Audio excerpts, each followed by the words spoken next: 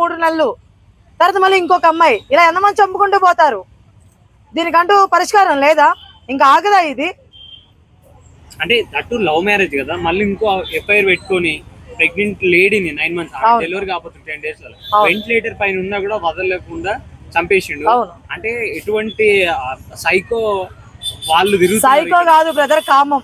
అర్థమవుతున్నా? కామ కుక్కలు ఇల్లు, అర్థమవుతున్నా? వీళ్ళు కామం అనేది ఒక పడిపోయి వీళ్ళకి కుక్కలా ప్రవర్తిస్తున్నారు నిజంగా.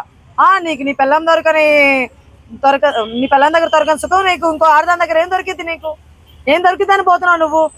రేపు అది కూడా నీకు బోరు కొట్టిద్ది, ఇంకో దాని దగ్గర పోతావు నువ్వు. దట్టు ఇక్కడ ఏంటి బ్రదర్, ఇది అరేంజ్ మ్యారేజ్ కాదు, లవ్ మ్యారేజ్. వీడు లవ్ చేసి పెళ్లి చేసుకొని మళ్ళీ ఇంకో దాంతో అఫేర్ అంటున్నాడంటే ఎంత గలీజ్ ఇది?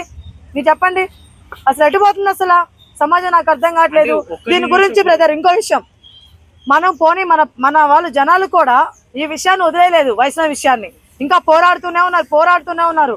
వాడికి ఆ భయం రాలేదు అంటే వేరే వాడికి ఇలా చంపడానికి కానీ వాడిదాకి వెళ్ళి ఉంటుంది కదా, వైష్ణవి న్యూస్ వాడిదాకి వెళ్ళి ఉంటుంది కదా. వాడికి ఏమాత్రం అయినా పాపం జాలి ఏమైనా అనిపిస్తే మళ్ళీ వాడు పిల్లలు ఇలా చేస్తాడు. వాడికి భయం లేదంటే దానికి కారణం ఎవరు? మన గవర్నమెంటే కదా. గవర్నమెంట్ అనేది వాడికి కానీ మంచి శిక్ష వేస్తుంటే వైష్ణవి వాళ్ళ హస్బెండ్ కి ఈ రోజు ఈయన కొడుకు ఏమైనా చేయాలంటే వచ్చబడి ఉండేది, ఇంకో ప్రాణం నిలబడి ఉండేది. ఇక్కడ ఒకటి కాదు 2 ప్రాణాలు నిలబడి ఉండేది లోపల కడుపులో ఉన్న బిడ్డతో సహా. గవర్నమెంట్ ఏమి నిర్లక్ష్యం, ఇంత నిర్లక్ష్యం ఏంటి నాకు అర్థం కావట్లేదు. ఈ మహిళా సంఘాలన్నీ ఎక్కడ పోయినాయమ్మా?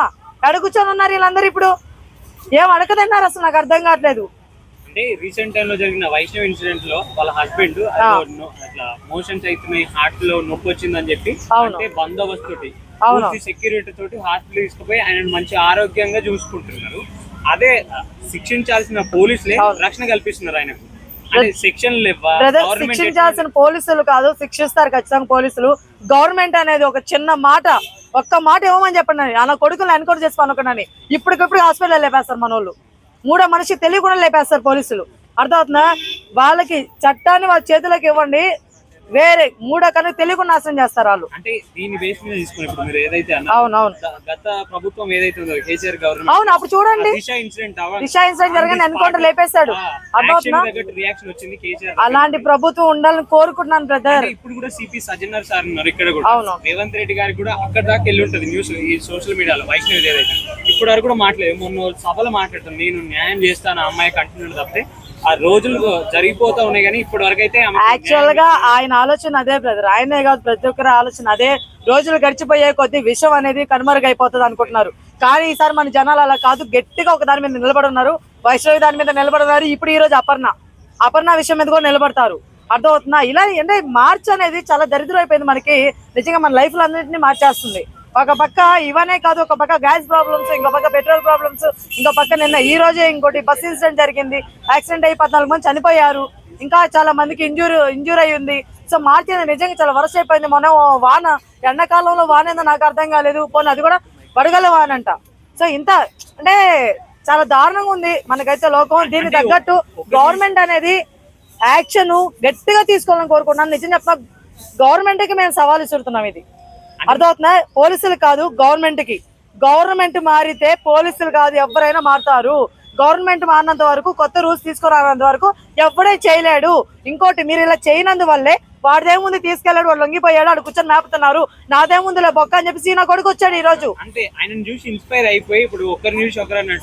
ఇన్స్పిరేషన్ అని కాదు కానీ ఒకటే చెప్తా, ఆడేం పీకలేనప్పుడు నన్ను కూడా ఏం పీకుతారని ఇది వచ్చింది కదా. అది ఎంతవరకు కరెక్ట్?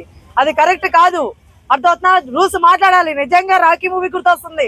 ఎన్టీఆర్ లాంటి అన్న ఒక అన్న గాని వస్తే నిజంగా ఎంతమంది చెల్లి జీవితాలు బాగుపడిపోతాయి ఇక్కడ. అంటే ఇప్పుడు వైష్ణవి వాళ్ళ హస్బెండ్ కి సరైన శిక్ష పడి ఉంటే ఈ తప్పు జరుగుండేది కాదు బ్రదర్. ఖచ్చితంగా భయపడినవాడు. వైష్ణవి వాళ్ళ భర్తకు గానీ అది ఆ రోజు కానీ మన వాళ్ళు గట్టి శిక్ష చేసేసి ఉంటే ఈ రోజు అపర్ణ వాళ్ళ హస్బెండ్ లైక్ సుధీర్ ఆడి పేరు వాడు చేస్తున్నవాడు కాదు, భయపడి ఉండేవాడు. దట్టు లవ్ మ్యారేజ్ చేసుకున్నాడు. లవ్ మ్యారేజ్ చేసుకొని ఇట్లా ఎఫ్ఐఆర్ పెట్టుకోవడానికి మనుషులు చెప్పడానికి పెళ్లిళ్ళు అవసరమా? అంటే ఒక రకంగా తెలుగు స్టేట్ లో జరిగింది కాబట్టి ఆయన ఇంకా కూర్చొని తెలుసుకుంటాడు. అదే యూపీలో జరుగుతుంటే యోగి ఆదిత్యనాథ్ యూపీ దాకా ఎందుకు బ్రదర్? కేసీఆర్ ప్రభుత్వంలో, మన కేసీఆర్ గారి ప్రభుత్వంలోనే జరిగింది కదా, అనుకోండి లేపిస్తారు కదా. అలాంటి ప్రభుత్వం ఉండాలి. మన రేవంత్ అన్న కానీ లేకపోతే ఇప్పుడు చంద్రబాబు నాయుడు గారికి ఇప్పుడు, ఎందుకంటే అది ఏపీ, శ్రీకాకుళం అంటే ఏంటి ఏపీ కదా.